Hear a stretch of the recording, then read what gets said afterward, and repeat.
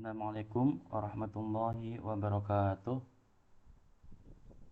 Waalaikumsalam Waalaikumsalam warahmatullahi warahmatullahi wabarakatuh. Baik, sambil menunggu rekan-rekan yang lain, mari kita awali perkuliahan kita pada malam hari ini dengan membaca doa seperti biasa. Bismillahirrahmanirrahim. Nasatul wajal sami selamana wa aba'una wa rijaluna wa sallallahu salihun. Allah yadkhul niyatana fi niyatihim wa alana fi amalihim wa akhlaqana fi akhlaqihim wa ulumana fi ulumihim wa maqasidana fi maqasidihim. على هذه النية وعلى كل نية صالحة من الخيرات في الدنيا والآخرة دافعة لكل شر جالبة لكل خير لنا ولوالدينا ولأولادنا ولمشايخنا ولمن أحبنا فيك ولمن أسينا إلينا والمسلمين والمسلمات يا رب العالمين وإلى حضرة نبينا محمد صلى الله عليه وسلم بسر الفاتحة. أعوذ بالله من الشيطان الرجيم. بسم الله الرحمن الرحيم. الحمد لله رب العالمين الرحمن الرحيم مالك يوم الدين إياك نعبد وإياك نستعين اهدنا الصراط المستقيم صراط الذين أنعمت عليهم غير المغضوب عليهم ولا الضالين. رب اغفر لي ولوالدي وللمؤمنين آمين. بسم الله الرحمن الرحيم. نويت تعلم وتعليم وتذكر وتذكيرا والنفع والانتفاع والإفادة والاستفادة والحث على التمسك بكتاب الله وسنة رسوله والدعاء إلى الهدى والدلالة على الخير ابتغاء وجه الله ومرضاته وقربه وثوابه. سبحانك لا علم لنا إلا ما علمتنا إنك أنت العليم الحكيم. رب اشرح لي صدري ويسر لي أمري واحلل عقدة من لساني يفقه قولي. رضيت بالله ربا وبالإسلام دينا وبمحمد صلى الله عليه وسلم نبيا ورسولا. ربي زدني علما وارزقني فهما واجعلني من الصالحين. اللهم إنا نسألك فهم النبيين وحفظ المرسلين وإلهام الملائكة المقربين. اللهم أغننا بالعلم وزينا بالحلم وأكرمنا بالتقوى وجملنا بالعافية برحمتك يا أرحم الراحمين. اللهم اخرجنا من ظلمات الوهم وأكرمنا بنور الفهم وافتح علينا بمعرفتك وسهل لنا أبواب فضلك يا أرحم الراحمين. اللهم إني أسألك علما نافعا ورزقا طيبا وعملا متقبلا. اللهم إني استودعك ما علمتنيه فارده إلي عند حاجتي ولا تنسنيه يا رب العالمين. اللهم أرنا الحق حقا وارزقنا اتباعه وأرنا الباطل باطلا وارزقنا اجتنابه. اللهم لا سهل إلا ما جعلته سهلا وأنت تجعل الحزن إذا شئت سهلا. آمين آمين يا رب العالمين يا مجيب السائلين يا سميع يا بصير. Baik, monggo untuk kelompok presenter bisa dilanjutkan.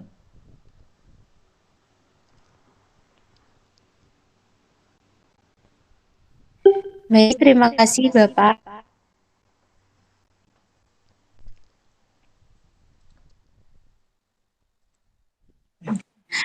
Assalamualaikum warahmatullahi wabarakatuh. Saya hormati dosen pembimbing mata kuliah evolusi Bapak Muhammad Ihsan.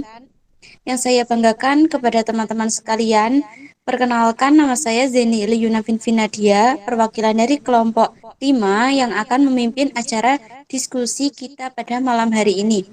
Alhamdulillah pada malam hari ini kita akan melaksanakan perkuliahan online yang bertema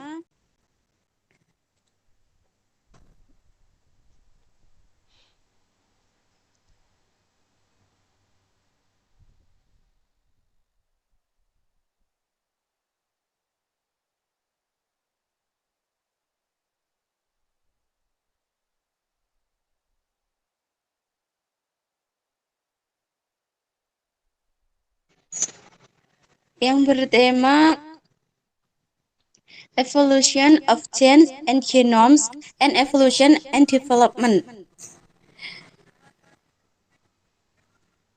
Baik, susunan pada acara diskusi malam hari ini adalah yang pertama pembukaan, yang kedua penyampaian materi, dan yang ketiga sesi tanya jawab oleh kelompok pembanding, dan yang terakhir adalah penutup. Baik teman-teman, langsung saja kita mulai ke sesi yang pertama, yaitu adalah pembukaan. Marilah kita mengucapkan basmalah bersama-sama. Bismillahirrahmanirrahim. Selanjutnya adalah penyampaian dan penyajian materi. Nah, materi pertama akan disampaikan oleh Mbak Dwi Restu. Waktu dan tempat saya persilahkan. Baik, terima kasih moderator atas waktu yang telah diberikan. Untuk materi yang pertama akan saya sampaikan yaitu definisi evolusi genom.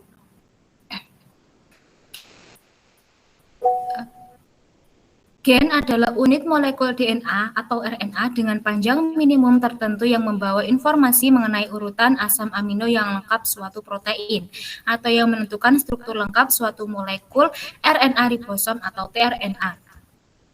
Genom adalah satu kesatuan gen yang secara alami dimiliki oleh satu set atau virus, atau satu kesatuan kromosom jasad eukariot dalam fase haploid. Keanekaragaman makhluk hidup yang ada di bumi sekarang ini merupakan produk dari peristiwa alam yang melibatkan peranan gen dalam mengontrol ekspresi gen sehingga menghasilkan sesuatu yang lebih sempurna dan adaptif dalam kategori evolusi gen. Gen yang mengontrol perkembangan berperan penting dalam pemunculan struktur baru akibat evolusi.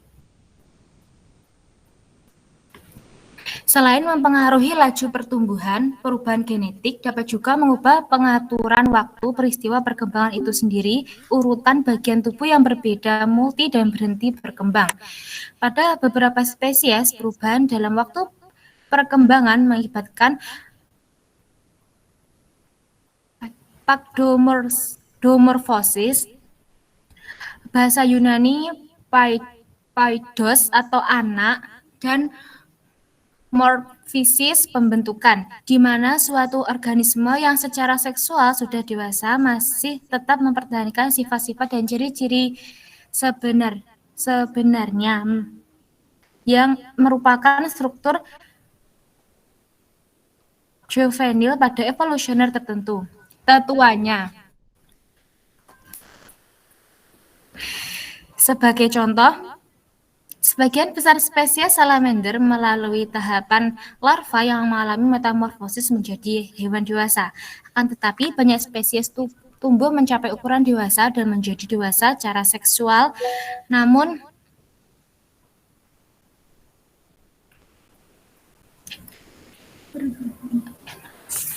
masih tetap mempertahankan insang dan ciri-ciri lain tertentu dari larva.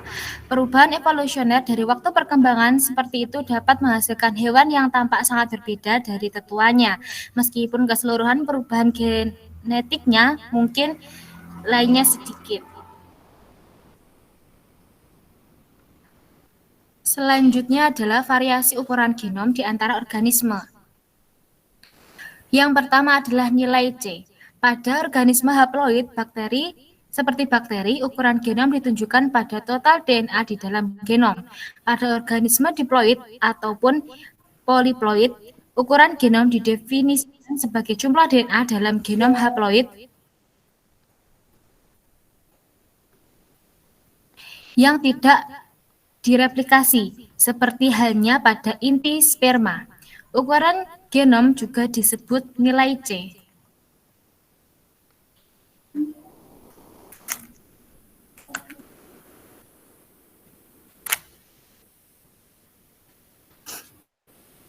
Di mana C diartikan sebagai konstan atau karakteristik yang menunjukkan kenyataan bahwa ukuran genom haploid menunjukkan variabilitas intraspesifik yang kecil, yang cukup konstan dalam setiap satu spesies.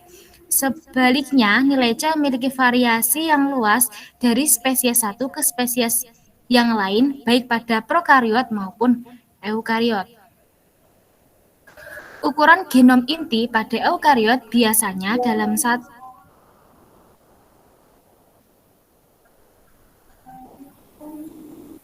Dalam satuan pikograms dari DNA, 1 Pg sama dengan 10 pangkat min 12 gram.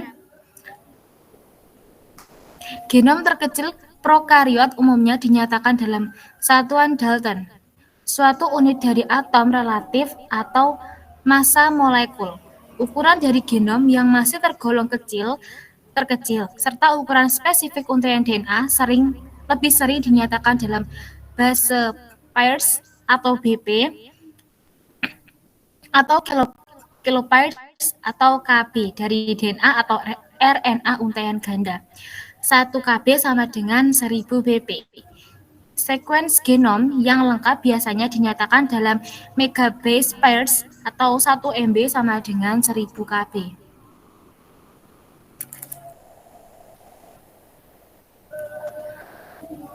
Yang kedua,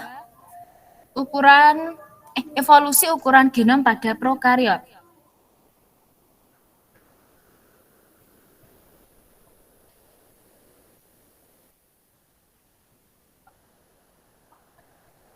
Ukuran genom bakteri bervariasi berkisar antara 20 sampai 30 kali dari yang terkecil, yakni 6 kali 10 pangkat 5 BP pada beberapa intraseluler parasit obligat, sampai lebih dari 10 pangkat 7 BP pada beberapa spesies cyanobacteria. Genom terkecil yang kita ketahui adalah pada patogen urogenital. Mycoplasma genitalium yang mengandung sekitar 470 gen pengkode protein, 3 gen RNA spesifik, dan 33 gen tRNA spesifik.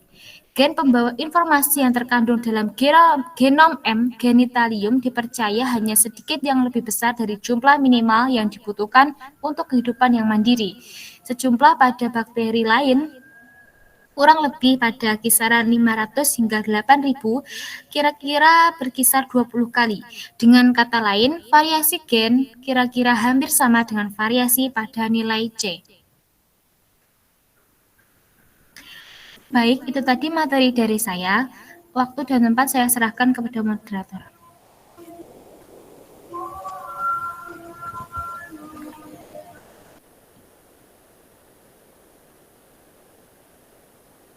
Baik, materi selanjutnya akan disampaikan oleh Mbak Novika.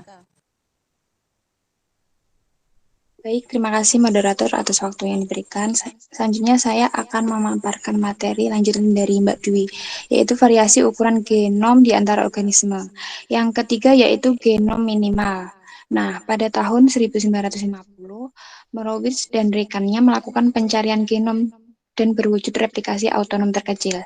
Dimulai dengan mempelajari molekulitas. Molekulitas itu merupakan sejenis bakteri tetapi tidak memiliki dinding sel, yang mana merupakan organisme seluler dengan genom terkecil dan jumlah gen terkecil di alam. Tidak ada bukti bagaimanapun juga bahwa 468 gen pengkode protein dalam Mycoplasma genitalium benar-benar mewakili kebutuhan minimal untuk mempertahankan hidup. Ada kemungkinan bahwa derajat tertentu redun dan si genetik ada bahkan dalam genom yang paling efisien. Selanjutnya ada pun dua pendekatan untuk menyimpulkan set gen minimal untuk kehidupan seluler. Yang pertama yaitu pendekatan analitis. Perkiraan awal komplement gen minimal dilakukan dengan mengidentifikasi himpunan semua gen ortolog yang umum untuk sekelompok organisme. Salah satu contohnya mengenai perbandingan proteomes yang ini Escherichia coli. Dan kemudian dari perbandingan ini dapat disimpulkan bahwa perkiraan gen minimal ialah 239 gen. Selanjutnya yaitu dalam penambahan pada gen pangkode protein, pada beberapa gen vital harus disertakan perangkat minimal. Gen ini tidak dapat diidentifikasi pada tahap pertama analisis karena adanya fenomena pemindahan gen non-ortologous yang salah satu bentuk konvergen fungsionalnya terbawa ketika digunakan dalam protein yang tidak mempunyai hubungan untuk menunjukkan beberapa fungsi yang vital. Kemudian ada beberapa jenis pendekatan eksperimental genom yang umum digunakan, yaitu yang pertama ada mutasi. Mutasi adalah perubahan pada DNA yang dapat menyebabkan perubahan fenotip. Mutasi dapat diinduksi secara buatan atau terjadi secara alami. Yang kedua yaitu kromosom buatan. Kromosom buatan ini merupakan kromosom yang telah dimodifikasi secara buatan. Kromosom buatan dapat digunakan untuk mempelajari fungsi gen atau genom tertentu. Yang ketiga yaitu genetik molekuler. Genetik molekuler ini merupakan bidang ilmu yang mempelajari struktur dan fungsi DNA dan RNA. Genetik molekuler dapat digunakan untuk mempelajari hubungan antara gen dan fenotip pada tingkat molekuler. Pendekatan eksperimental genom telah memberikan banyak wawasan tentang hubungan antara gen dan fenotip. Pendekatan ini telah digunakan untuk mempelajari berbagai fenotip termasuk penyakit, perilaku, dan perkembangan. Mohon maaf ada kendala sebentar nggih, Pak.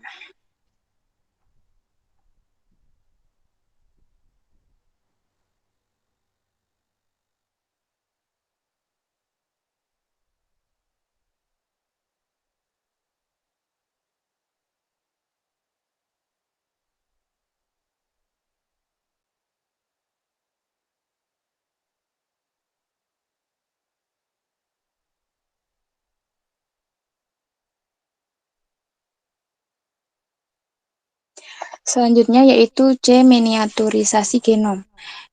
Miniaturisasi genom mungkin terjadi melalui dua proses, transfer gen atau gen yang hilang. Berikutnya terkait dengan reduksi ukuran genom yang dikarenakan endosimbiosis dan parasit secara terpisah. Reduksi ukuran genom yang mengiringi endosimbiosis yaitu yang pertama ada reduksi ukuran genom yang mengiringi endosimbiosis merupakan proses di mana sel yang diendosimbiosiskan kehilangan gen yang tidak lagi dibutuhkan setelah endosimbiosis terjadi.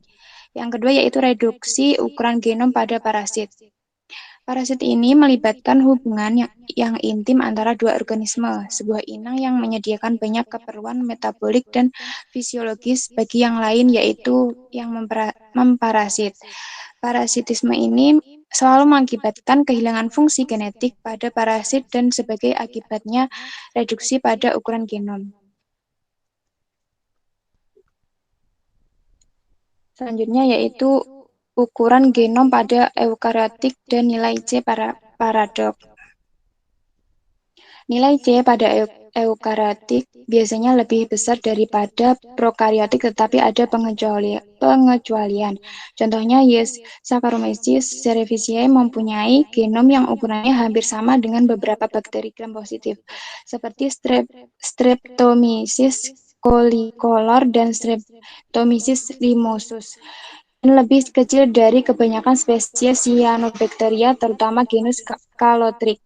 Namun karena genom inti eukariotik berasal dari replikasi ganda, sementara prokariotik sekiranya hanya memiliki satu eukariotik dapat mengalami replikasi DNA dalam jumlah yang lebih besar dari DNA tiap satuan waktu daripada prokariotik.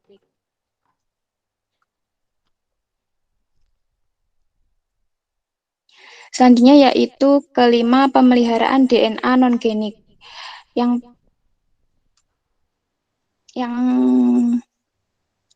pertama, DNA non-genik adalah bagian dari DNA yang tidak mengkodekan protein. DNA non-genik ini memiliki berbagai fungsi penting seperti regulasi gen, struktur kromosom, dan ekspresi gen. Adapun hipotesis dan bukti empiriknya, yaitu yang pertama, hipotesis seleksionis ini menyatakan bahwa yang dikenal sebagai DNA non-genik menunjukkan fungsi yang esensial, seperti regulasi global pada ekspresi gen. Menurut hipotesis ini, kelebihan DNA hanya semu dan DNA itu seluruhnya fungsional.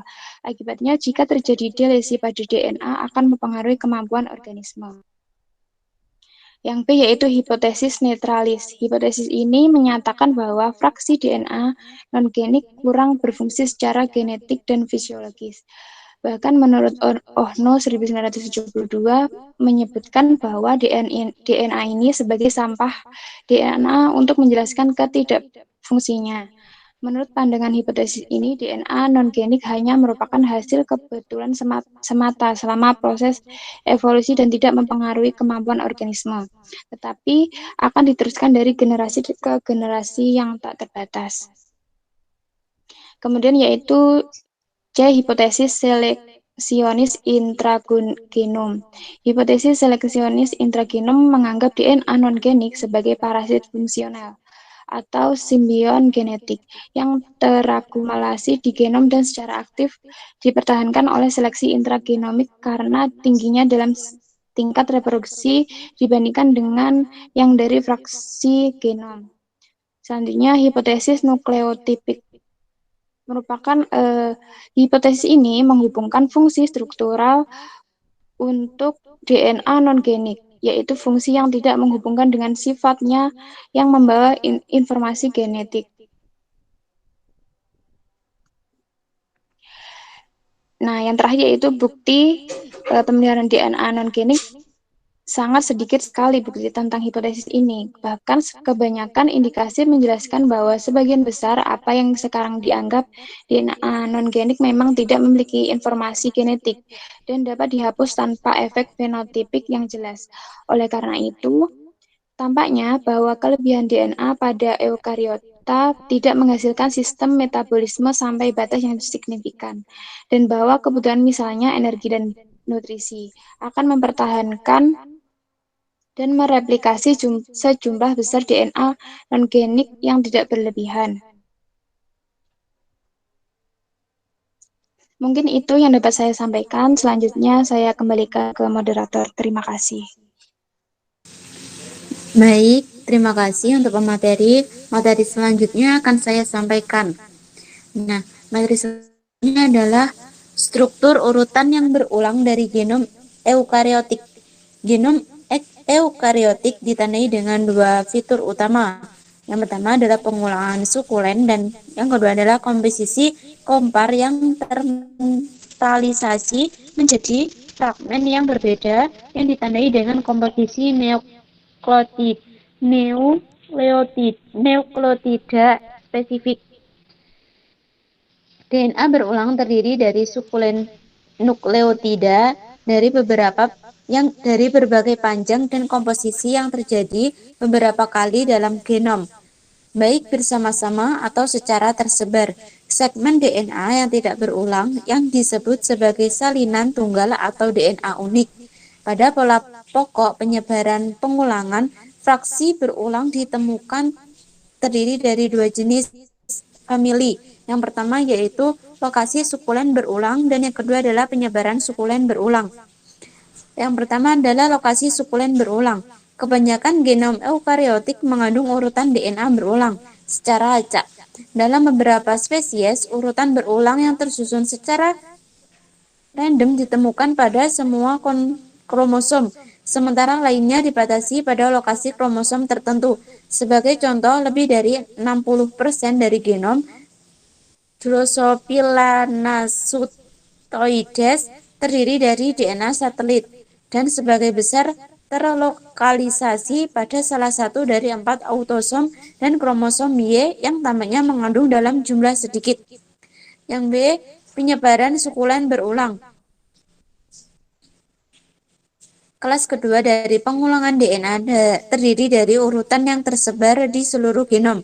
Salinan dari penyebaran sukulen berulang ditemukan di intron mengapit daerah gen atau daerah antargen dan DNA non-genik. Terdapat dua kategori utama dari penyebaran suken berulang, yaitu yang pertama pengulangan sekuens berupa tandem yang sederhana dan pengulangan yang berseling. Yang pertama adalah urutan yang berulang, penyebaran variasi dalam ukuran genom. Seperti yang disebutkan sebelumnya, komponen utama dari paradoks nilai C adalah kenyataan bahwa organisme yang secara morfologis dan anatomi mirip menunjukkan nilai C yang sangat berbeda. Pembedaan tersebut disebabkan oleh kurangnya mikrosatelit AT dan GC. GC sendiri itu adalah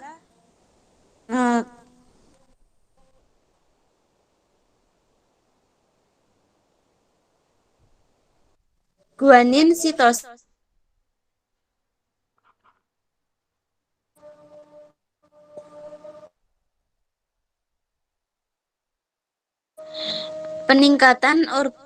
Peningkatan regional dalam ukuran genom dapat. Nah, kemudian yang terakhir adalah mekanisme untuk meningkatkan daerah dalam ukuran genom. Peningkatan regional dalam ukuran genom dapat dijelaskan dengan beberapa mekanisme. Duplikasi transposition adalah salah satu mekanisme yang telah diketahui yang bisa menghasilkan sekuens berulang yang terpisah. Mekanisme lainnya menghasilkan lokasi sekuens berulang. Telah disarankan bahwa seluruh pengolahan fraksi DNA pertengahan pada eukariotik berasal dari elemen transposable. Sebagian besar elemen tidak lagi bisa berpindah karena telah mengalami kerusakan akibat mutasi dan insersi pada elemen yang lain. Materi yang terakhir adalah peristiwa evolusi pada kode genetik. Materi pertama adalah distribusi gen elemen genetik lainnya di antara isokor. Posisi isokor manusia dan vertebrata lainnya pada banyak genom ditentukan banyak metode.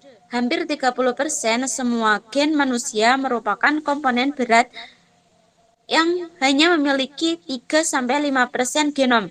Perbedaan daerah gen yang kaya dan miskin GC atau guanin sitosin hampir seluruhnya dijelaskan oleh intron yang rata 3 kali lebih panjang di daerah miskin GC. Banyak kasus terjadi penempelan gen pada fragmen DNA yang memiliki konten GC mirip dengan gen itu sendiri. Acak fragmen membuat preparasi DNA jarak sempit dari komposisi fragmen pembawa gen menunjukkan bahwa komposisi basa nitrogennya homogen seperti fragmen mereka sendiri. Yang kedua, asal dari isokor. Asal dari isokor yang kaya GC masih sebagai misteri atau kontroversi. Cenderung merupakan fragmen DNA panjang 300 kb atau lebih. Salah satu dari GC yang kaya atau GC yang miskin tidak ditempatkan pada variasi GC seperti yang diperiksa di antara daerah variasi gen Bernard DKK. Mengusulkan bahwa isokor muncul sebagai keuntungan yang fungsional. Ini telah diklaim bahwa pada daerah cacing, sebuah peningkatan konten GC dapat melindungi DNA, RNA, dan protein dari kerusakan pemanasan. Ini merupakan disebut dengan hipotesis seleksionis. Wolf DKK mengusulkan bahwa isokor muncul dari dugaan mutasi yang berkaitan dengan perubahan komposisi pada pol prekursor nukleotida selama replikasi DNA germelin. Isokor yang kaya GC dibawa pada replikon yang mereplikasi pada awal siklus sel germelin.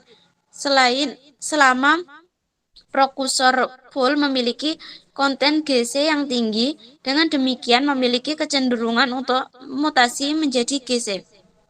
Isokor yang kaya AT di sisi lain direplikasi lebih lambat dalam siklus sel. Ketika prekursor nukleotida memiliki konten AT yang tinggi, ini disebut dengan hipotesis mutasi.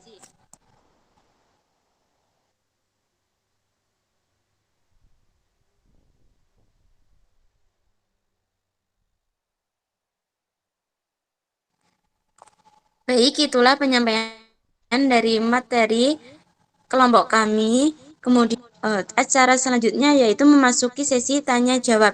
Untuk kelompok pembanding dimohon untuk silakan untuk bertanya. Moderator izin bertanya. Iya, silahkan. Saya izin bertanya, bagaimana duplikasi gen, penataan ulang, dan mutasi berkontribusi terhadap akumulasi perubahan genom dari waktu ke waktu, dan bagaimana perubahan ini berdampak pada pembentukan spesies baru dan perkembangan penyakit kompleks. Terima kasih. Ya, terima kasih. Selanjutnya, kelompok pembanding selanjutnya.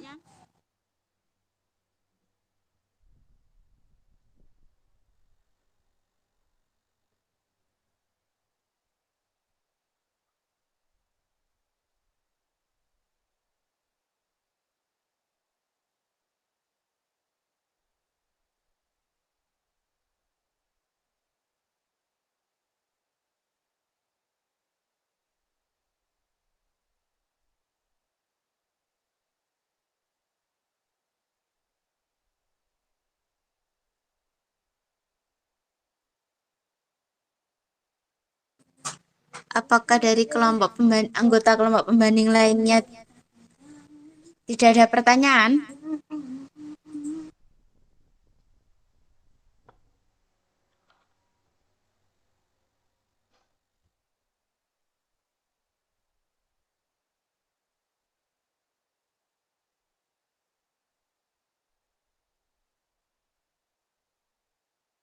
Mungkin bisa ditanyakan lewat grup Mbak, karena sepertinya Mas Hamzah ini masuk keluar, sinyalnya kayaknya bermasalah.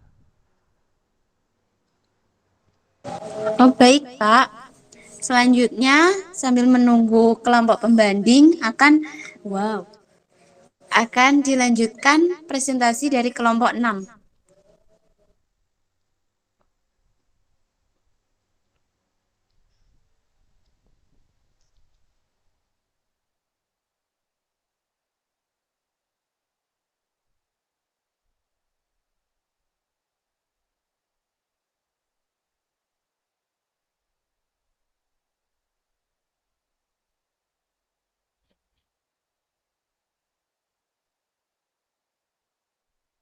Baik, Assalamualaikum warahmatullahi wabarakatuh. Waalaikumsalam warahmatullahi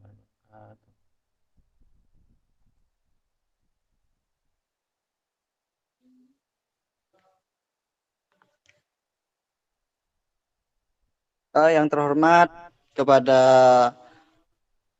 Bapak Muhammad Ihsan SSI MPD sebagai selaku dosen pengampu mata kuliah evolusi dan teman-teman kelas 5C yang berbahagia. Mungkin tadi sudah dibuka oleh kelompok yang sebelumnya. Jadi di sini saya memperkenalkan anggota kelompok 6. Ada saya, Muhammad Rifki Hilman Maulana, selaku moderator dan pemateri. Dan juga ada Mas Iqbal dan Mbak Talia. Untuk mempersingkat waktu, marilah kita langsung masuk ke dalam penjelasan materi yang akan disampaikan oleh Mas Iqbal sebagai pemateri pertama. Waktu dan tempat saya persilahkan.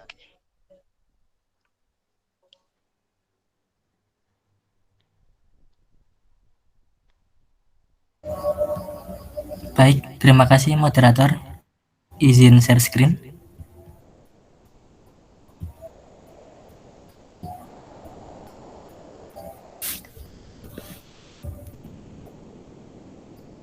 Oke, moderator, apakah sudah dapat terlihat PPT-nya? Sudah, Mas. Oke, terima kasih. Oke, di sini saya akan menyampaikan materi terkait evolusi genom prokariot dan eukariot. Salah satu perbedaan fundamental antara jasad prokariot dan eukariot adalah pada organisasi bahan genetiknya, pada kelompok prokariot umumnya hanya ada satu unit bahan genetik utama yang membawa semua informasi genetik yang diperlukan untuk kelangsungan pertumbuhan jasad tersebut. Meskipun demikian, ada beberapa bukti yang menunjukkan bahwa jasad prokariot tertentu mempunyai lebih dari satu unit bahan genetik utama. Sebaliknya, pada kelompok eukariot, bahan genetik utama terdiri atas beberapa unit independen yang terpisah, namun semua unit bahan genetik merupakan satu kesatuan genom yang menentukan kelangsungan hidup jasad. Pada beberapa jasad, terutama pada kelompok prokariot, seringkali dijumpai bahan genetik tambahan selain bahan genetik utamanya. Bahan genetik tambahan atau ekstra semacam ini secara umum disebut sebagai plasmid. Dalam keadaan normal, kehadiran plasmid pada umumnya tidak diperlukan oleh sel.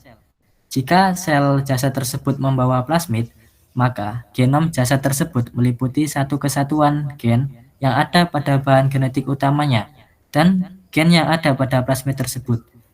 Meskipun demikian, batasan semacam ini dapat diargumentasikan, sebab plasmid dapat masuk ke dalam sel secara alami atau secara artifisial di dalam laboratorium. Sebagai contoh, yang dimaksud dengan genom bakteri Escherichia coli adalah semua gen yang ada pada satu unit bahan genetik utamanya atau kromosom yang tersusun atas 4,6 kali 106 base pairs atau pasangan basa DNA.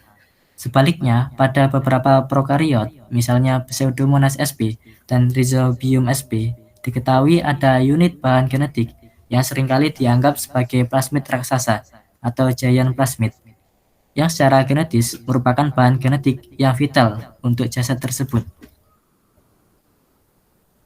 Pada jasad eukariot, selain bahan genetik utama yang ada di dalam inti sel yang disebut sebagai kromosom, juga dijumpai bahan genetik lain yang terletak di dalam organel yang lain, misalnya molekul DNA pada mitokondria dan kloroplas pada tumbuhan hijau.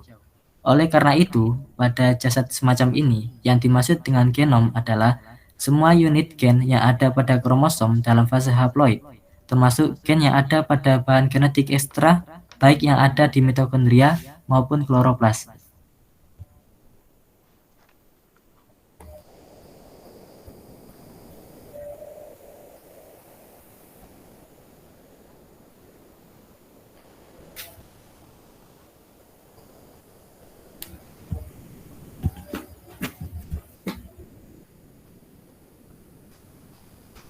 Moderator, apakah slide-nya sudah tampak?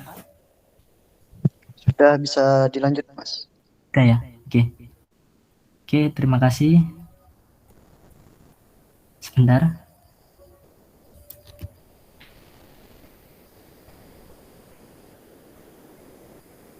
Oke, kita tahu bahwa sel adalah unit terkecil dari makhluk hidup, tempat aktivitas kehidupan seperti produksi energi dan perkembangbiakan terjadi. Sel dapat dibagi menjadi dua jenis, yaitu sel prokariot dan eukariot. Sel prokariot dapat ditemukan di bakteri, sedangkan binatang modern dan manusia memiliki sel eukariot.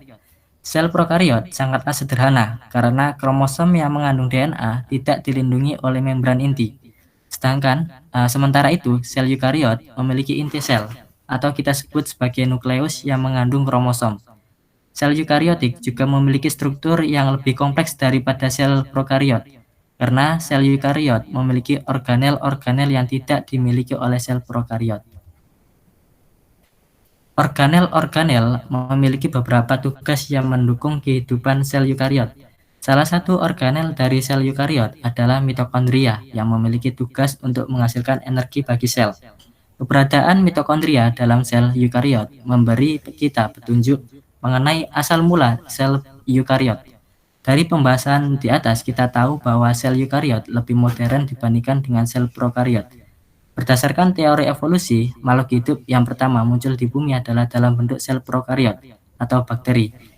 Sel sederhana ini kemudian berevolusi menjadi sel yang lebih kompleks, yaitu sel eukariot, dalam waktu 1 miliar tahun dan akhirnya berkembang menjadi makhluk hidup yang kita kenal sekarang, termasuk kita manusia. Proses evolusi sel prokariot menjadi eukariot disebut dengan endosimbiosis. Endosimbiosis sendiri diambil dari kata simbiosis, atau secara sederhana dapat didefinisikan sebagai beberapa organisme yang hidup bersama. Kehidupan bersama ini dapat saling menguntungkan ataupun dapat merugikan salah satu pihak. Jika saling menguntungkan, simbiosis akan terus-menerus berlangsung hingga organisme-organisme tersebut tidak dapat dipisahkan lagi setelah jangka waktu yang sangat panjang, semisal miliaran tahun. Inilah yang terjadi dalam evolusi sel eukariot. Sekitar 2 miliar tahun yang lalu, sebuah bakteri memakan bakteri lain tanpa mencerna atau menghancurkan bakteri itu, sehingga kedua bakteri tersebut hidup bersamaan atau terjadi simbiosis mutualisme. Proses ini disebut dengan endosimbiosis. Simbiosis ini ternyata saling menguntungkan bagi kedua bakteri karena bakteri yang dimakan dapat menghasilkan energi yang digunakan oleh bakteri yang memakannya. Nantinya, bakteri yang dimakan ini menjadi organel yang kita kenal sebagai mitokondria. Di sisi lain, bakteri yang memakan memberikan perlindungan dan nutrisi bagi bakteri yang termakan. Simbiosis ini akan terus berlangsung dari generasi ke generasi hingga menjadi sel eukariot yang kita kenal sekarang. Organel-organel yang bisa muncul dalam sel eukariot modern berasal dari proses memakan dan simbiosis yang sudah dijelaskan sebelumnya. Menurut teori ini, mitokondria dulunya adalah bakteri yang hidup bebas. Kesamaan antara mitokondria dengan bakteri antara lain mereka sama-sama memiliki membran dan juga mitokondria memiliki genom DNA sirkuler seperti bakteri. DNA ini independen dari DNA sel eukariotik yang terletak dalam inti sel. Proses membelah diri bakteri juga mirip dengan mitokondria. Mitokondria membelah diri secara independen dari inti sel dan mitokondria baru hanya berasal dari mitokondria sebelumnya.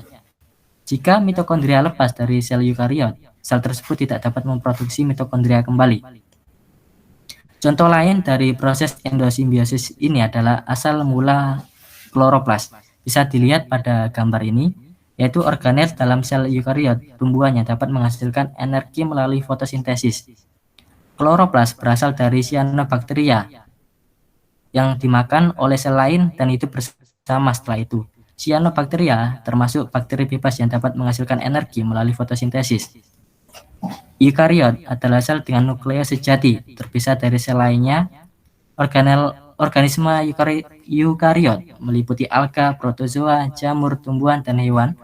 Kelompok organisme ini memiliki peralatan mitosis yang merupakan struktur seluler yang berpartisipasi dalam jenis pembelahan nukleus yang disebut mitosis dan organel lain yang bertanggung jawab untuk fungsi spesifik, termasuk mitokondria, retikulum endoplasma, dan kloroplas. Eukariot disebut sel eukariotik dari kata Yunani eukariota atau penyatuan, dan karion berarti kacang atau nukleus. Semua sel yang sitoplasmanya merupakan inti sel yang terdefinisi dengan baik dengan ditemukan yang mengandung bahan genetik, DNA dan RNA organisme. Dalam hal ini, mereka dibedakan dari sel prokariota jauh lebih primitif dan yang bahan genetiknya tersebar di sitoplasma. Oke, untuk materi selanjutnya saya serahkan ke moderator. Baik, terima kasih Mas. Materi selanjutnya akan disampaikan oleh Mbak Thalia Joshi. Waktu dan tempat saya persilahkan. Baik, terima kasih atas waktu yang telah diberikan. Di sini saya akan menjelaskan tentang mekanisme evolusi genom. Teori endosimbion diyakini merupakan teori yang paling tepat tentang asal-usul genom organel. Teori ini menyatakan bahwa genom organel merupakan sisa-sisa bakteri bebas yang bersimbiosa dengan prekursor sel eukariot pada tahap awal evolusi. Dugaan ini didasarkan pada kenyataan bahwa proses ekspresi dan sekuens nukleotida gen-gen organel sangat mirip dengan gen-gen bakteri dibandingkan dengan gen-gen nuklear eukariot. Di samping itu telah ditemukan beberapa organisme dengan tahap endosimbiosis sedikit terbelakang dibandingkan mitokondria dan kloroplas protozoa C. Next. Bila genom organel pada mulanya adalah bakteri bebas, maka suatu ketika dalam proses evolusi telah terjadi transfer gen dari organel ke dalam nukleus.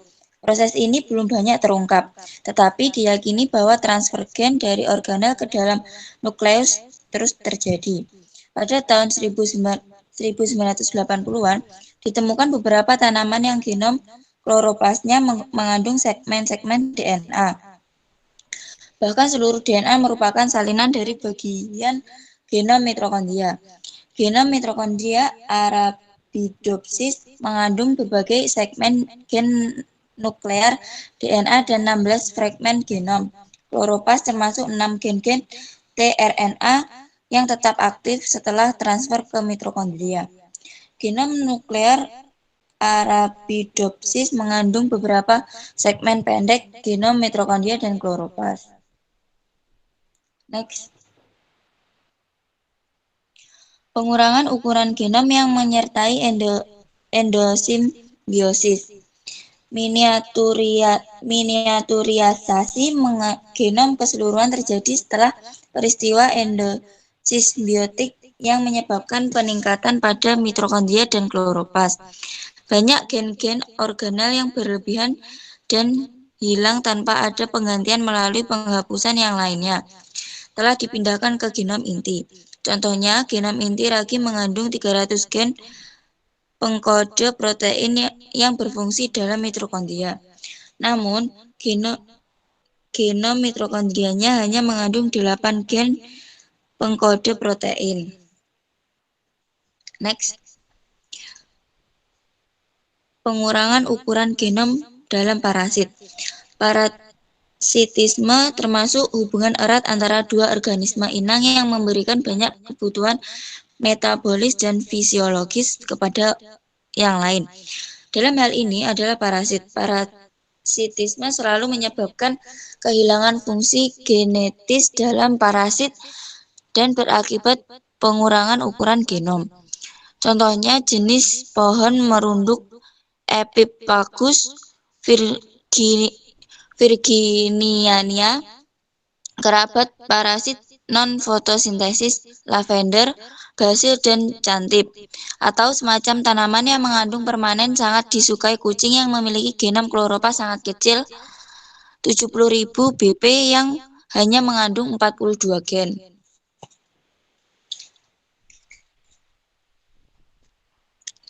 Distribusi gen.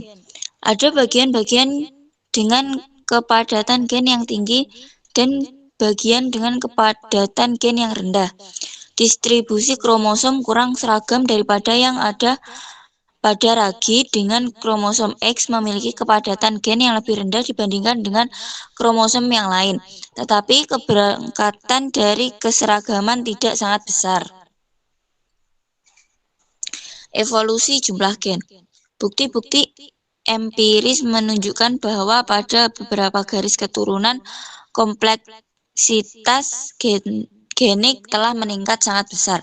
Telah ditunjukkan bahwa jumlah gen tidak bertambah terus selama evolusi, tetapi telah naik ke langkah diskret, bahwa langkah terbesar yang terjadi di masa transisi dari prokaryotik ke eukaryotik dan pada transisi dari invertebrata ke vertebrata. Penggandaan pada kromosom.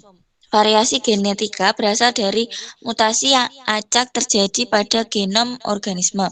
Mutasi merupakan perubahan pada urutan DNA sel genom dan diakibatkan oleh radiasi, virus, transposon, dan bahan kimia mutagenik, serta kesalahan selama proses meiosis atau replikasi DNA. Mutagen ini menghasilkan beberapa jenis perubahan pada urutan DNA. Hal ini dapat mengakibatkan perubahan produk gen, mencegah gen berfungsi, ataupun tidak menghasilkan efek sama sekali. Materi selanjutnya akan dijelaskan oleh pemateri selanjutnya. Waktu dan tempat saya kembalikan kepada moderator. Baik, terima kasih, Mbak. Selanjutnya akan saya sampaikan sendiri tentang faktor-faktor penyebab terjadinya evolusi genom. Fenotipe suatu individu organisme dihasilkan dari gen dan pengaruh lingkungan organisme tersebut. Variasi fenotipe yang substansial pada sebuah populasi diakibatkan oleh perbedaan genotipenya. Sintesis evolusioner modern mendefinisikan evolusi sebagai perubahan dari waktu ke waktu pada variasi genetika ini.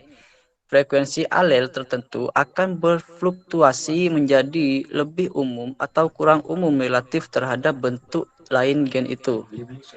Gaya dorong evolusioner bekerja dengan mendorong perubahan pada frekuensi alel ini ke suatu arah atau lainnya.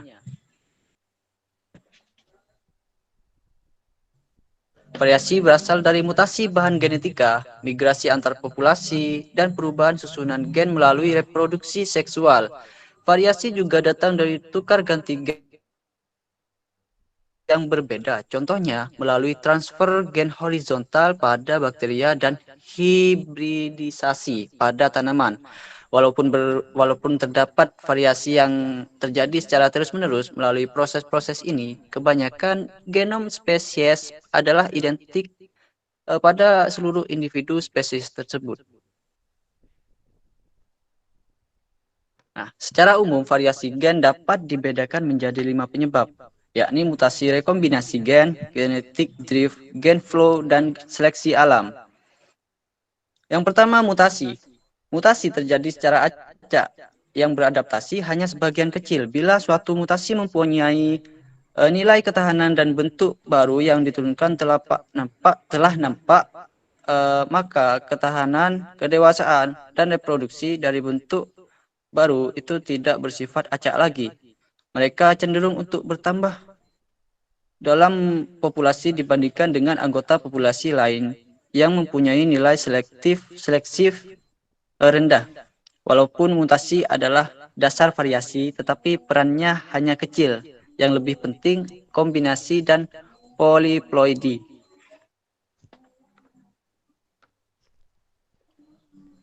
Yang kedua, rekombinasi gen.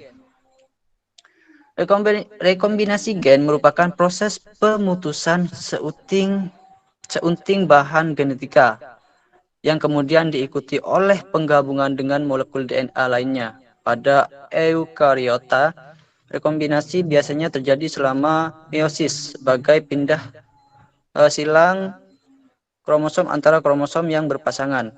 Proses ini menyebabkan keturunan suatu makhluk hidup memiliki kombinasi gen yang berbeda dari orang tuanya dan dapat menghasilkan alel kimerik yang baru.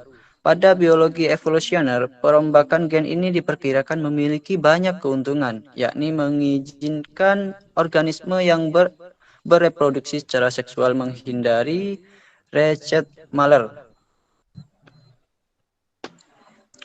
Secara alami, rekombinasi gen terjadi pada pembelahan meiosis saat pembelahan meiosis terjadi, yaitu ketika fase yang disebut sebagai pindah silang atau crossing over pada profase 1. Pada fase itu, gen-gen dari pasangan kromosom homolog saling bertukaran. Seperti kita ketahui, manusia memiliki 2 set kromosom yang saling berpasangan. 1 set kromosom yang membawa sifat-sifat ayah dan 1 set kromosom yang membawa sifat-sifat ibu.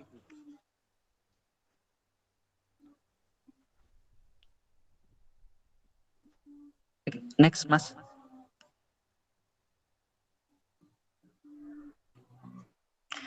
Yang ketiga ada gen flow. Aliran gen atau gen flow merupakan pertukaran gen antara populasi yang biasanya merupakan spesies yang sama. Contoh, aliran gen dalam sebuah spesies meliputi migrasi dan perkembangbiakan organisme atau pertukaran serbuk sari. Transfer gen antar spesies meliputi pembentukan organisme hibrid dan transfer gen horizontal. Migrasi ke dalam atau keluar populasi dapat mengubah frekuensi alel serta menambah variasi genetika ke dalam suatu populasi. Imigrasi dapat menambah bahan genetika baru ke lungkang gen yang telah ada pada suatu populasinya.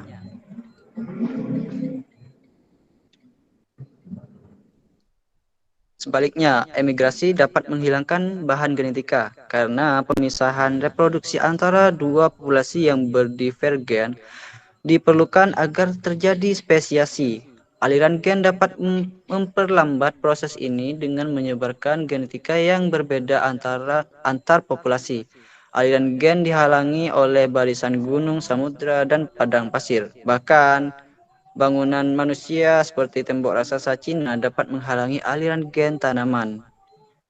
Gen flow akibat adanya imigran yang dapat menambah alel baru ke dalam unggun gen suatu dem sehingga dapat merubah frekuensi alel.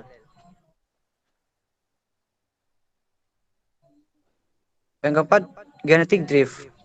Hanyutan genetik, insut genetik, penyimpangan genetik atau rambang genetik dan dalam genetika populasi merupakan akumulasi kejadian acak yang menggeser tampilan lungkang gen secara perlahan dari keadaan setimbang, namun semakin membesar seiring berjalannya waktu. Sebenarnya istilah genetik kurang tepat dan yang lebih baik adalah alel. Karena yang sebenarnya terjadi adalah proses perubahan frekuensi alel suatu populasi karena yang merubah adalah frekuensi dari alel-alel yang ada di dalam populasi yang bersangkutan. Next.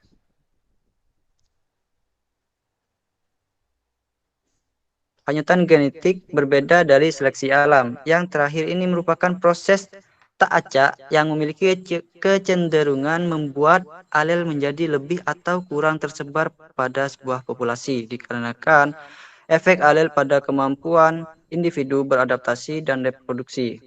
Yang terakhir, seleksi alam. Seleksi alam adalah proses di mana mutasi genetika yang meningkatkan reproduksi menjadi tetap lebih umum dari generasi yang satu ke generasi yang lain pada sebuah populasi. Ia sering disebut sebagai mekanisme yang terbukti sendiri karena variasi terwujudkan dapat dalam populasi organisme. Organisme menghasilkan keturunan lebih dari yang dapat bertahan hidup. Keturunan ini bervariasi dalam kemampuannya bertahan hidup dan bereproduksi. Kondisi-kondisi ini menghasilkan kompetisi antar organisme untuk bertahan hidup.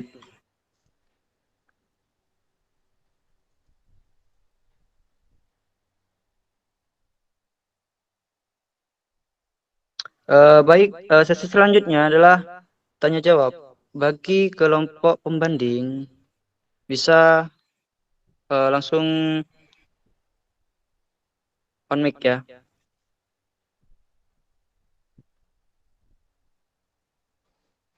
Baik, moderator, saya izin bertanya. Ya, silakan. Perkenalkan, nama saya Sapna Nur Fadilah. Izin bertanya, di dalam makalah pada bagian penggandaan pada kromosom, di mana mutagen-mutagen akan menghasilkan beberapa jenis perubahan pada urutan DNA.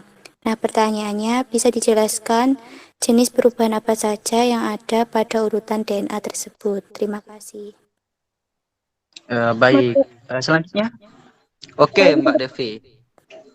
Ya, bagaimana peran perubahan genetik yang kompleks dalam evolusi mekanisme genom dan bagaimana hal itu dapat mempengaruhi adaptasi organisme terhadap lingkungannya. Terima kasih. Oke, terima kasih ya. Selanjutnya.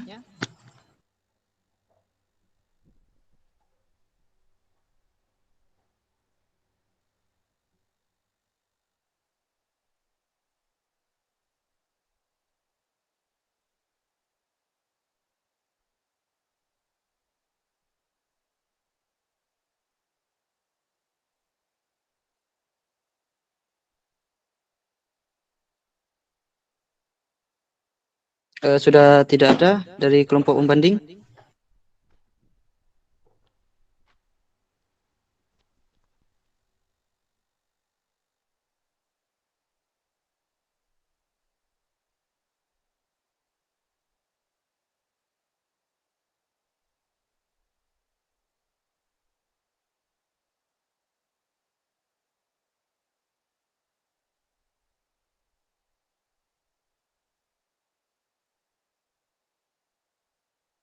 Baik, kalau tidak ada lagi pertanyaan dari kelompok pembanding,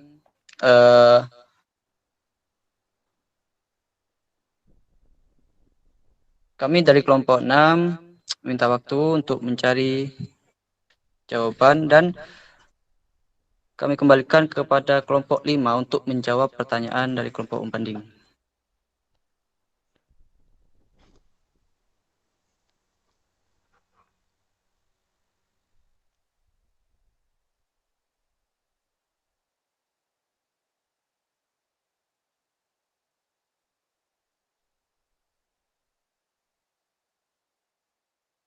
Baik, di sini saya akan menjawab pertanyaan dari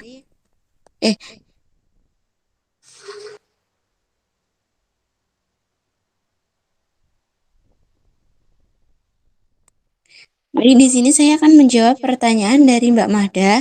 Pertanyaannya adalah bagaimana duplikasi gen, penataan ulang, dan mutasi berkontribusi terhadap akumulasi perubahan genom dari waktu ke waktu dan bagaimana perubahan ini berdampak pada pembentukan spesies baru dan perkembangan penyakit kompleks. Duplikasi gen, pengaturan ulang, dan mutasi berkontribusi terhadap akumulasi perubahan genom dari waktu ke waktu. Perubahan ini berdampak pada terbentuknya spesies baru dan perkembangan penyakit kompleks. Adapun beberapa perubahan-perubahan yang terjadi adalah yang pertama, duplikasi gen. Duplikasi gen adalah proses di mana gen atau keseluruhan genom diperkira sehingga tumpang tindih dan fungsi berlebih pada gen ganda. Hal ini memungkinkan alel-alel dipertahankan dan meningkatkan keanekaragaman genetika. Kedua, penataan ulang. Penataan ulang kromosom merupakan proses penting dalam evolusi yang memungkinkan kromosom dengan pola yang berbeda untuk berkembang dan berfungsi dengan cara yang berbeda. Yang ketiga adalah mutasi. Mutasi gen adalah perubahan spontan dalam DNA yang dapat mempengaruhi sifat organisme termasuk penyakit kompleks. Mutasi tidak selalu menyebabkan perubahan yang negatif, tetapi beberapa mutasi menghasilkan penambahan atau pengurangan fungsi. Penggunaan duplikasi gen, penataan ulang, dan mutasi dalam akumulasi perubahan genom dapat mengarah pada pembentukan spesies baru dan perkembangan penyakit kompleks. Misalnya perubahan genetik dan epigenetik yang terjadi secara bersamaan dalam kanker hematologis menjadi dasar penyebab penyakit tersebut. Selain itu, perubahan dalam jalur PI3K, amplifikasi, pengaturan ulang, pengobatan, dan hilangnya regulator juga sering diamati pada kanker dan limfoma. Selain itu, program pemulihan tanaman juga menggunakan proses seperti introduksi poliploidisasi, hibridisasi, seleksi, bioteknologi, dan mutasi untuk membentuk varietas baru yang mutlak. Hal ini menunjukkan bagaimana duplikasi gen, penataan ulang, dan mutasi berkontribusi terhadap pembentukan spesies baru dan perkembangan penyakit kompleks dalam beberapa organisme. Bagaimana Mbak Mahda? Apakah ada pertanyaan? Baik, terima kasih atas jawabannya. Ya, sama-sama. Untuk kelompok pembanding selanjutnya, yang lainnya, apakah ada pertanyaan? Ada, Mbak. Ya, silahkan.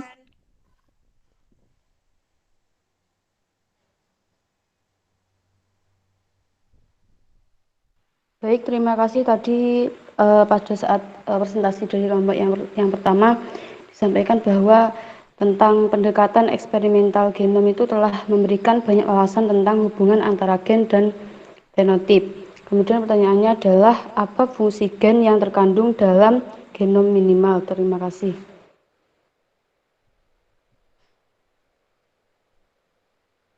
Baik, untuk pemateri, dipersilakan untuk menjawab pertanyaan Mbak Nurul.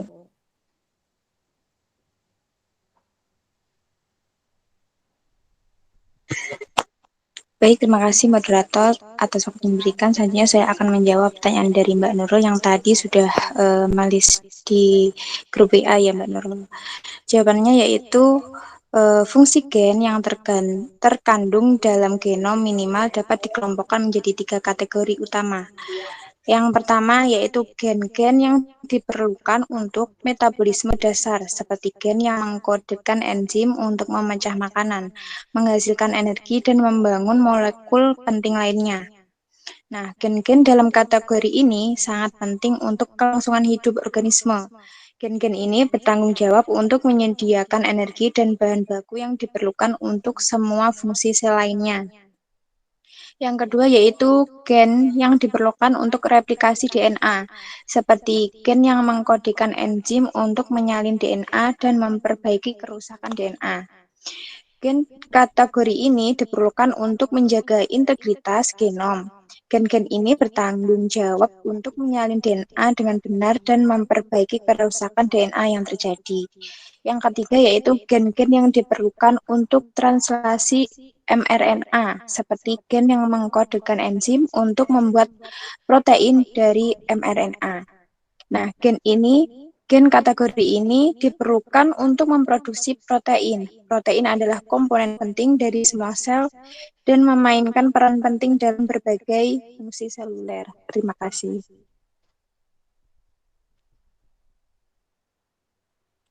Baik, selanjutnya apakah ada yang ingin menambahi jawaban? Moderator izin menambahkan jawaban dari pertanyaan Mbak Nurul. Ya, silakan. Pendekatan eksperimental genom telah memberikan banyak wawasan tentang hubungan antara gen dan fenotip. Gen yang terkandung dalam genom minimal memiliki fungsi-fungsi dasar yang penting untuk kelangsungan hidup suatu organisme. Meskipun tidak ada konteks tunggal tentang jumlah gen minimum yang diperlukan untuk kehidupan, beberapa penelitian telah memberikan perkiraan tentang genom minimal pada organisme tertentu. Menurut penelitian dilakukan oleh Miklos dan pendekatan eksperimental dan analisis yang digunakan untuk menggambarkan ukuran genom minimum menunjukkan bahwa genom minimal harus mengandung gen-gen yang penting untuk kelangsungan hidup organisme. Namun belum ada konteks yang jelas menunjukkan bahwa yang jelas tentang fungsi gen yang tepat dalam genom minimal. Dalam konteks ini penting untuk dicatat bahwa ekspresi gen merupakan tingkat paling mendasar di mana genotip memunculkan fenotip, yaitu sifat yang dapat diamati. Gen yang terkandung dalam genom kemungkinan kecil terlibat dalam proses-proses seperti regulasi ekspresi gen, sintesis protein, dan fungsi-fungsi seluler dasar lainnya yang diperlukan untuk kelangsungan hidup organisme. Meskipun belum ada konteks yang jelas tentang fungsi gen dalam genom minimal, pemahaman tentang ekspresi gen dan proses-proses seluler dasar memberikan wawasan tentang fungsi-fungsi yang mungkin dimiliki oleh gen dalam genom minimal. Baik, itu tadi tambahan dari saya. Selanjutnya, waktu dan tempat saya serahkan kepada moderator. Terima kasih. Baik, selanjutnya waktu dan tempat saya. Baik, terima kasih itulah presentasi kelompok kami. Selanjutnya saya serahkan kepada moderator kelompok 6.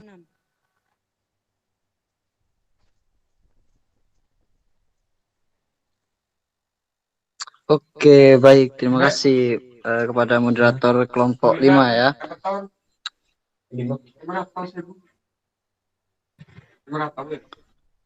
Mungkin bisa langsung dijawab saja pertanyaan dari kelompok pembanding.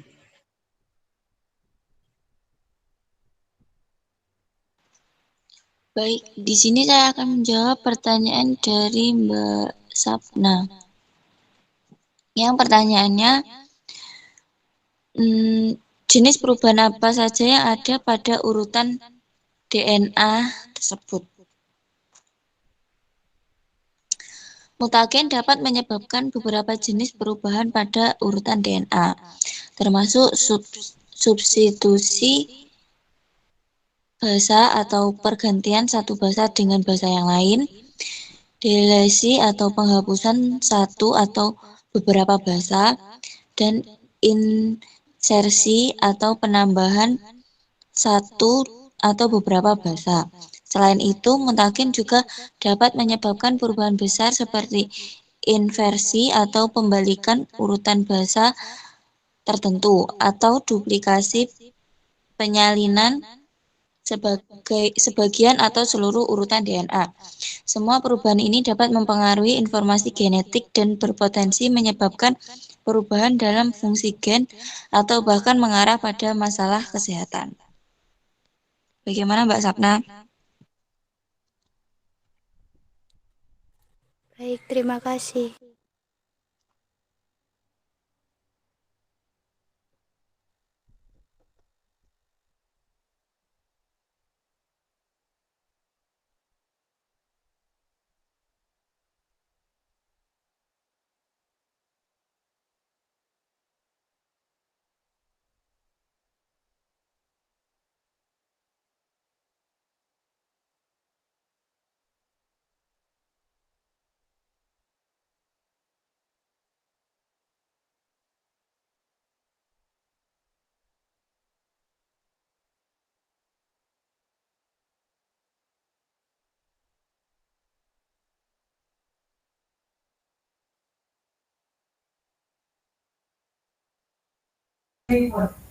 Oke, baik, moderator izin menjawab pertanyaan dari Mbak Devi terkait pertanyaannya bagaimana peran perubahan genetik yang kompleks dalam evolusi genom dan bagaimana hal itu dapat mempengaruhi adaptasi terhadap lingkungan.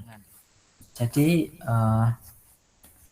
yang pertama dapat mengakibatkan keragaman genetik. Perubahan genetik kompleks seperti mutasi, rekombinasi genetik, dan transfer horizontal gen menyebabkan keragaman genetik di antara individu dalam populasi. Ini memberikan materi mentah untuk seleksi alam. Seleksi alam, lingkungan bertindak sebagai tekanan seleksi terhadap organisme. Perubahan genetik kompleks yang memberikan keuntungan selektif akan lebih mungkin bertahan dan berkembang dalam populasi. Yang selanjutnya, adaptasi terhadap lingkungan. Perubahan genetik yang memberikan keunggulan adaptif dapat memungkinkan organisme bertahan dan berkembang biak lebih baik dalam lingkungan tertentu. Ini dapat melibatkan penyesuaian struktur fisik, fungsi biologis, atau perilaku. Yang selanjutnya, evolusi pada skala waktu. Perubahan genetik kompleks terakumulasi seperti waktu evolusi, menghasilkan perubahan yang signifikan dalam genom dan fenotip organisme. Proses ini membentuk ragam kehidupan yang kita lihat hari ini. Yang selanjutnya, koevolusi, interaksi antara organisme dan lingkungannya dapat menyebabkan koevolusi, di mana perubahan genetik dalam satu spesies merangsang perubahan dalam spesies lain. Ini menciptakan dinamika evolusi yang kompleks. Di sini saya mencontohkan terkait contohnya yaitu mutasi pada lalat buah Drosophila. Di sini Drosophila dapat mengalami mutasi seperti mutasi vestigial. Lalat ini memiliki sayap yang lebih kecil atau tidak berkembang baik, akhirnya mempengaruhi adaptasinya saat terbang dan akhirnya tidak bisa terbang secara sempurna. Yang selanjutnya, lalat mengalami mutasi eyeless atau tanpa mata. Akhirnya lalat ini tidak memiliki mata sehingga tidak dapat melihat. Terus selanjutnya mutasi dampi menyebabkan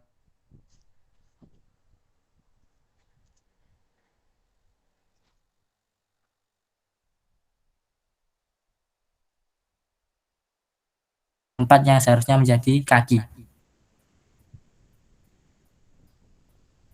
Mohon maaf, saya ulangi lagi.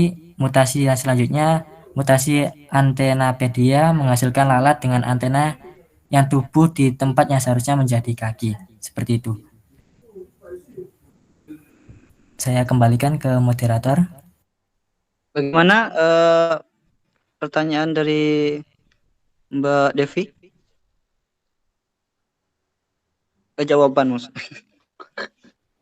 Oh iya, makasih Mas. Bisa diterima ya? Ya, bisa. Mungkin dari kelompok Om Banding ada yang ingin bertanya lagi? Saya moderator. Baik, Mbak, silakan.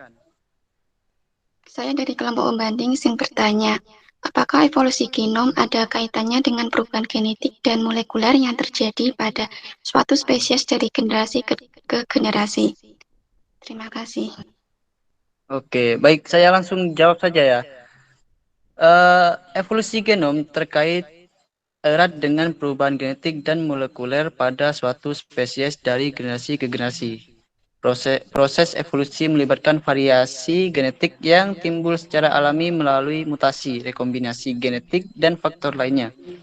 Mutasi perubahan dalam urutan DNA adalah salah satu cara utama di mana variasi genetik muncul. Mutasi dapat terjadi secara spontan selama replikasi DNA dan dapat menjadi dasar bagi perubahan yang dapat diwariskan ke generasi berikutnya. Selanjutnya, rekombinasi genetik yang terjadi selama pembentukan sel reproduksi juga berkontribusi pada variasi genetik. Ini melibatkan pertukaran fragmen DNA antara kromosom menciptakan rekombinasi baru dari informasi genetik. Dan selanjutnya, perubahan genetik dan molekuler ini dapat memberikan keuntungan atau kerugian selektif bagi individu dalam lingkungan tertentu. Melalui seleksi alam, individu dengan karakteristik yang lebih baik disesuaikan memiliki peluang yang lebih baik untuk bertahan hidup dan menghasilkan keturunan yang pada gilirannya dapat mentransmisikan karakteristik tersebut melalui genom. Nah, dengan demikian, evolusi genom melibatkan proses perubahan genetik dan molekuler yang terjadi sepanjang waktu, membentuk keanekaragaman genetik dalam suatu populasi dan menyebabkan perubahan spesies dari generasi ke generasi. Bagaimana Mbak Suci, bisa diterima? Baik, sudah moderator. Terima kasih. Oke, sama-sama Mbak. Sudah tidak ada lagi dari kelompok 5?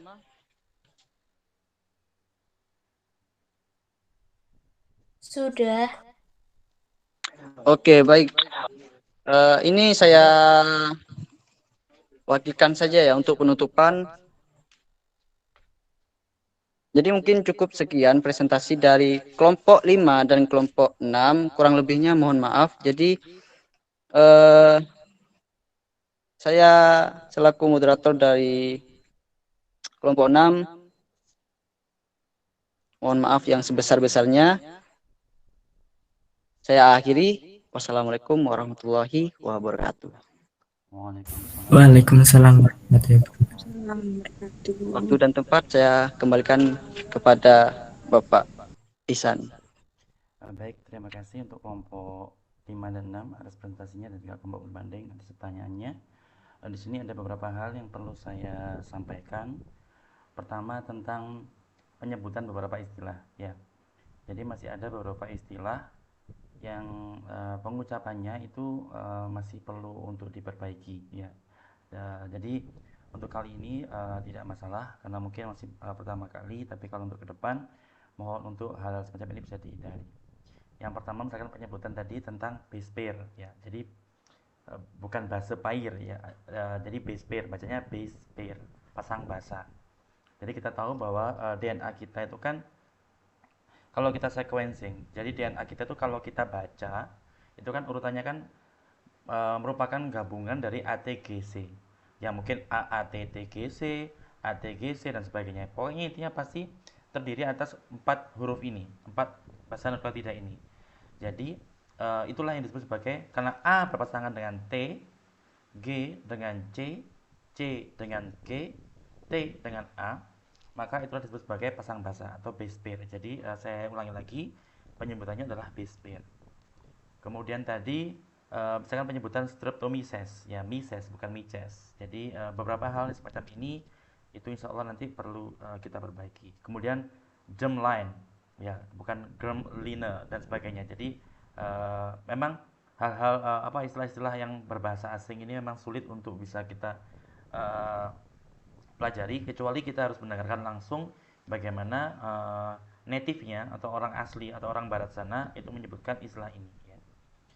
Kemudian tadi teman-teman ada istilah yang menarik yaitu paradox C value. Jadi kita tahu teman-teman, kita hari ini tadi membahas tentang gen dan genom. Gampangannya adalah genom itu adalah keseluruhan daripada gen yang kita miliki. Itu adalah genom. Keseluruhan DNA yang kita miliki itu adalah genom. Jadi dalam genom itu tidak semuanya adalah gen. Saya pernah, kalau nggak salah saya pernah menyampaikan di kelas ini bahwa kita lihat, kalau misalkan DNA kita itu dibedah, maka DNA kita itu yang merupakan gen itu minoritas. Sangat kecil sekali jumlah DNA kita yang notabene merupakan gen. Apa sih gen itu? Gen itu kan bagian DNA yang mengkode protein tertentu. Nah, sedangkan DNA yang tidak mengkode protein tertentu itu namanya bukan gen. Dan DNA yang bukan gen atau DNA non-genik itu adalah mayoritas. Bahkan jumlahnya itu lebih daripada 60%, bahkan lebih dari 70%. Ya, jadi bahkan ada beberapa literatur yang menyebutkan bahwasanya DNA non-genik atau DNA yang bukan gen itu mencapai 90%. Ya, jadi sangat banyak jumlahnya. Jadi kembali saya tekankan bahwasanya DNA kita yang berfungsi sebagai gen itu adalah minoritas. Ya. Terkait persentasenya, oke, mungkin beda referensi, beda pastinya, tapi yang pasti bahwa DNA kita itu didominasi oleh DNA non-genik, yaitu DNA yang berfungsi sebagai non-gen atau gampangnya bukan merupakan gen. Lantas apa fungsi DNA ini? Ya, ada beberapa perbedaan pendapat. Ya, jadi sebenarnya sama saja antara sains maupun dengan cabang ilmu yang lain, selalu ada perbedaan pendapat. Misalkan perbedaan pendapat terkait ini, tadi misalkan Ohno tahun 72 itu menyebutkan bahwasanya DNA non-genik semacam ini disebut sebagai sampah DNA. Namanya sampah berarti nggak berguna, ya karena memang saat itu memang belum diketahui gunanya DNA non-genik atau DNA yang tidak atau DNA yang bukan gen itu apa, belum ketahuan. Tapi semakin kesini itu semakin ketahuan bahwasanya bagian-bagian DNA yang tidak berfungsi sebagai gen itu ternyata berfungsi sebagai regulator.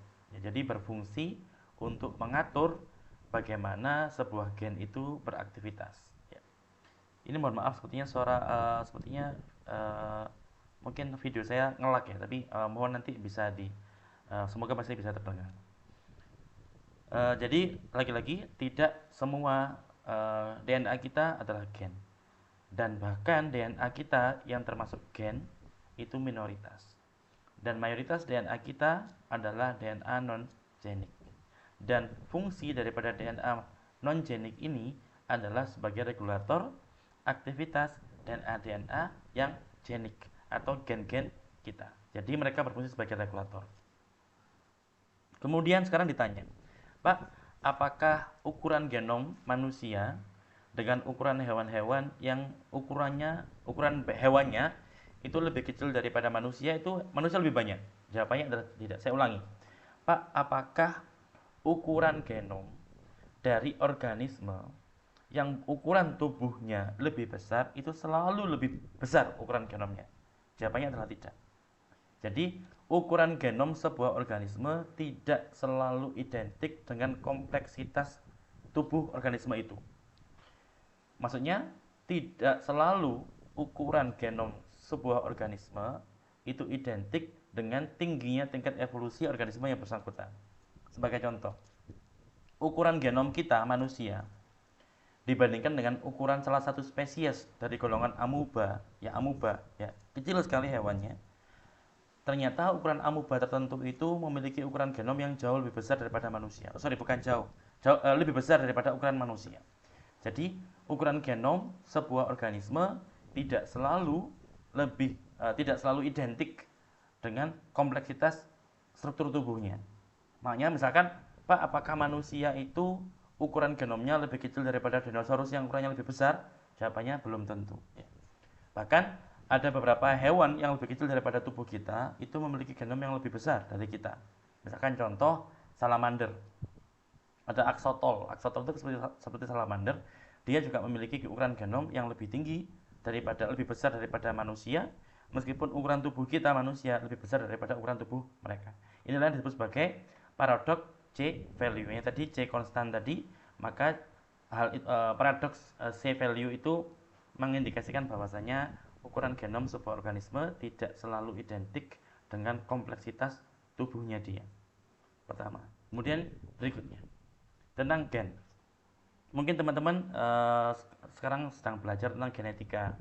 atau teman-teman belajar tentang pernah belajar tentang hukum Mendel dan sebagainya, maka di sana teman-teman belajar tentang oke, kalau orang tuanya adalah alelnya adalah A besar, ibunya adalah A besar A kecil, maka anaknya punya peluang A besar A kecil, dan seterusnya. Nah, faktanya di lapangan gen ataupun alel itu tidak semudah itu, teman-teman. Karena apa? Karena gen kita, satu gen saja itu terdiri atas beberapa bahasa nukleotida, mulai dari puluhan sampai puluhan ribu. Ya. Jadi kalau ada mutasi, ada 1 mutasi, 2 mutasi, 3 mutasi, itu tidak selalu berdampak. Jadi seperti kita sekarang, seperti yang berulang kali saya sampaikan, seringkali kita mungkin mengalami mutasi ketika kita mungkin sedang berada di bawah terik matahari, atau misalkan kita jalan dari gerbang kampus menuju gedung AM, itu kan kita kadang-kadang terpapar matahari sekian lama. Itu pun bisa jadi di kulit kita, di kulit tertentu, di bagian tertentu, sel-selnya mengalami mutasi. Tapi bisa jadi mutasi itu tidak berdampak. Ya. Karena mutasi itu bisa berdampak kalau dia itu pas di lokasi yang memang penting.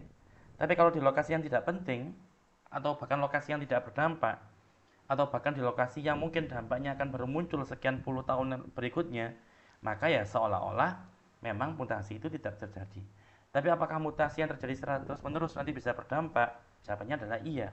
Karena logikanya, terus-menerus terjadi mutasi, maka lama-lama mutasi akan semakin banyak, sehingga potensi untuk mengenai atau potensi untuk mutasi itu bisa terjadi di tempat yang signifikan peranannya, itu semakin besar. Ketika mutasi itu terjadi di area yang berperan penting, maka pasti efeknya juga akan terasa sangat signifikan. Jadi itu mutasi. Atau bahkan kalau kita berbicara tentang tadi beberapa macam mutasi, misalkan ada substitusi, ada delesi. Nah, kalau delesi itu kan pasti efeknya lebih besar daripada mutasi titik. Kalau mutasi titik itu misalkan dari yang asalnya adalah A berubah menjadi T. Satu tempat saja, titik. Tapi kalau delesi bisa jadi melibatkan ada banyak sekali basa nukleotida yang terhapus, ya. Sehingga efeknya bisa jadi sangat signifikan karena bisa jadi mengenai sekuen yang berperan penting. Ya, jadi sangat tergantung. Tapi kalau kita berbicara tentang apakah mutasi yang terjadi secara terus-menerus itu bisa berujung pada spesiasi, secara teoritis itu bisa terjadi dengan asumsi bahwa semakin sering terjadi mutasi, semakin lama terjadi mutasi dan mutasi itu terakumulasi, maka peluang untuk menimbulkan efek yang signifikan itu semakin besar. Semakin signifikan efek yang ditimbulkan dan terus bertambah signifikan, maka peluang terjadinya spesiasi baru atau terbentuknya spesies baru menjadi semakin besar. Jadi itu urutan logikanya. Ya, jadi tentang mutasi-mutasi yang terjadi secara terus-menerus. Tadi pertanyaan dari salah satu pembanding, kalau nggak salah dari Mbak Devi, ya. Kemudian tentang endosimbiosis, ya. Teman-teman insya Allah sudah sangat familiar dengan endosimbiosis. Jadi kalau saya tidak salah paham, itu dulu kenapa kok muncul teori ini kan sebenarnya gampang. Sebenarnya kalau dulu itu kan dilihat ketika para ilmuwan sudah mulai mempelajari tentang biologi sel, itu kok mereka menemui bahwa mayoritas organel itu sifatnya sama atau karakteristiknya itu sama, yaitu tidak memiliki sifat sebagaimana yang dimiliki oleh sel. Tapi kok ada paling tidak ada 2 organel yang dia itu memenuhi karakteristik daripada sel itu sendiri. Apa itu? Yaitu mitokondria dan kloroplas. Sehingga muncullah teori bahwa kemungkinan mereka itu sebenarnya bukan dari sel itu sendiri, tapi mereka semacam alien. Maksudnya adalah mereka itu awalnya adalah organisme terpisah. Mereka aslinya organisme lain, kayak misalkan tadi mitokondria disebut sebagai bakteri aerobik. Jadi awalnya bakteri aerobik, kemudian dia masuk ke dalam sel prokaryotik, dan lama-lama mereka terus beradaptasi, kemudian mereka akhirnya menyatu dengan masing-masing saling bergantung. Itu kalau mitokondria. Kemudian kalau kloroplas dulunya dianggap adalah cyanobacteria yang kemudian masuk ke tubuh organisme prokaryotik dan akhirnya terus tumbuh, maksudnya berinteraksi sehingga muncullah ketergantungan di antara mereka satu sama lain. Jadi memang teori ini berawal dari dari semua organel yang ada di sel, kenapa kok ada beberapa organel yang memiliki sifat yang mirip dengan manusia? Yaitu apa? Bisa membelah, bisa berbanyak diri, kemudian bisa menghasilkan energi sendiri. Ya, itulah mengapa kok akhirnya muncul anggapan bahwa mereka itu adalah endosimbion. Berarti mereka itu aslinya adalah makhluk lain yang kemudian terinternalisasi, menyatu dengan sel nenek moyang, ya. Sehingga akhirnya sampai sekarang pun di tubuh kita manusia pun juga ada mitokondria. Dan fakta lain adalah ternyata dalam mitokondria itu juga ada DNA, ya, yang disebut sebagai ekstra kromosomal DNA. Jadi di dalam sel kita itu ada DNA yang berada di nukleus atau disebut sebagai nuklear DNA. Tapi ternyata di organel lain, yaitu di mitokondria itu juga ada mitokondrial DNA. Ya, jadi memang jadi kita paling tidak memiliki dua DNA yang berbeda di dalam sel. Jadi sel yaitu nuklear DNA, berarti DNA yang ada di nukleus, dan juga DNA yang ada di mitokondria. Meskipun kalau kita hitung jumlah gen yang ada di DNA itu, maka tentunya DNA yang ada di dalam nukleus itu memiliki jumlah gen yang lebih banyak. Yaitu tadi misalkan dicontohkan DNA yang ada di nukleus itu misalkan mengkode protein sejumlah 300-an. Sedangkan pada mitokondria itu hanya mengkode sekitar 8 protein saja. Ya. Tapi pada faktanya semua gen ini berperan penting untuk menjamin kelangsungan hidup organisme. Ya, jadi makanya tadi disebutkan bahwasanya setelah menjadi endosimbion, maka mitokondria pun juga adaptasi, sel pun adaptasi, sehingga mereka berdua saling berkebutuhan, saling melengkapi. Jadi itulah awal mulanya munculnya teori endosimbion. Nah, kemudian teman-teman juga insya Allah sudah tahu tentang plasmid. Ya. Jadi plasmid itu kan sebenarnya adalah ekstra kromosomal DNA yang adanya di bakteri. Ya. Di bakteri. Jadi plasmid itu seringkali bentuknya itu melingkar. Ya. Jadi melingkar, kemudian ini ada gen 1, gen 2 dan sebagainya. Ya. Sampai sekarang pun plasmid itu masih sering digunakan. Ya. Termasuk kalau misalkan kita misalkan punya sel, yang sel itu mau kita ubah. Kalau teman-teman masih ingat di mata kuliah kemarin, misalkan biopreneurship, ketika kita membahas tentang mogrify, kemudian ketika kita sekarang pun membahas tentang stem cell, maka seringkali kalau kita itu ingin mengubah sel punca, kita ubah menjadi sel lain, maka kadang-kadang kita pun juga masih membutuhkan plasmid. Kenapa kok plasmid itu dibutuhkan? Karena plasmid itu memiliki kemampuan untuk bisa kita sisipi dengan gen yang kita inginkan. Kemudian dengan plasmid itu kita masukkan gen itu ke sel target kita. Dan nanti di sel target itulah gen yang disisipkan ke plasmid akan diekspresikan sehingga menghasilkan protein yang kita kehendaki di dalam sel yang target kita. Jadi plasmid sangat penting peranannya sampai detik ini.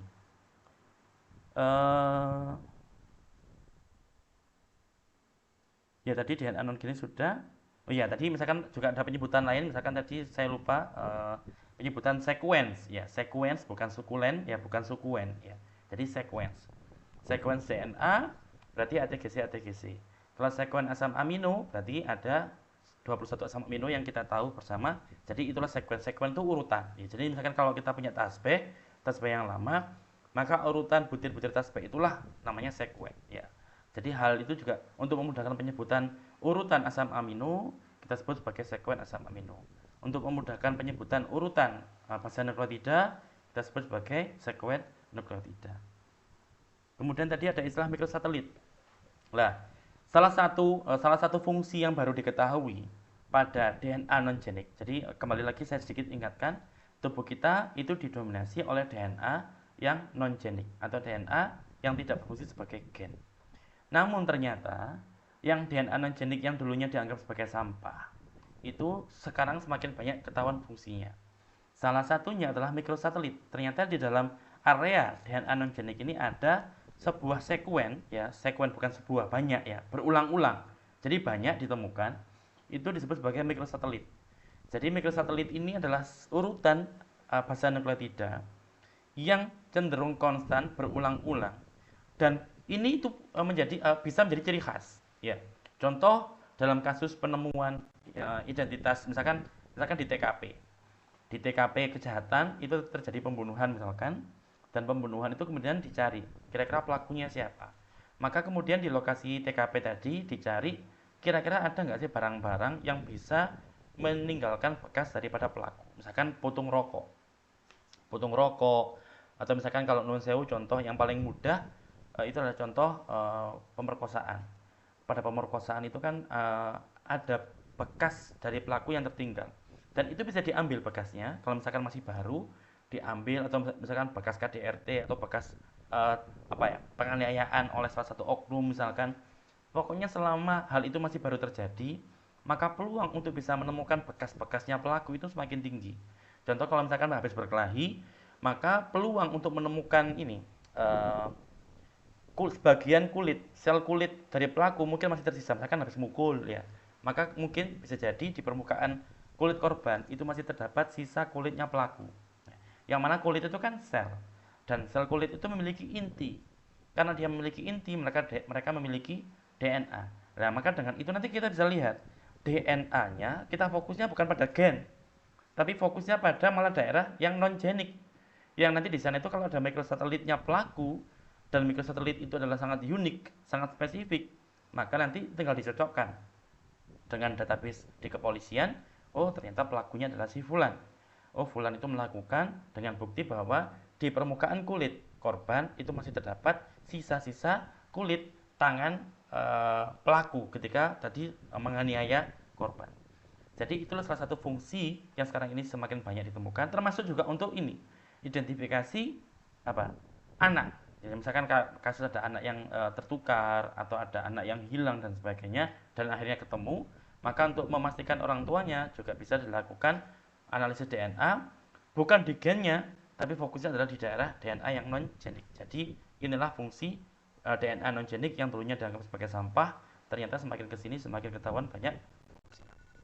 Sebentar, 1 menit lagi. Kemudian ada juga transposon.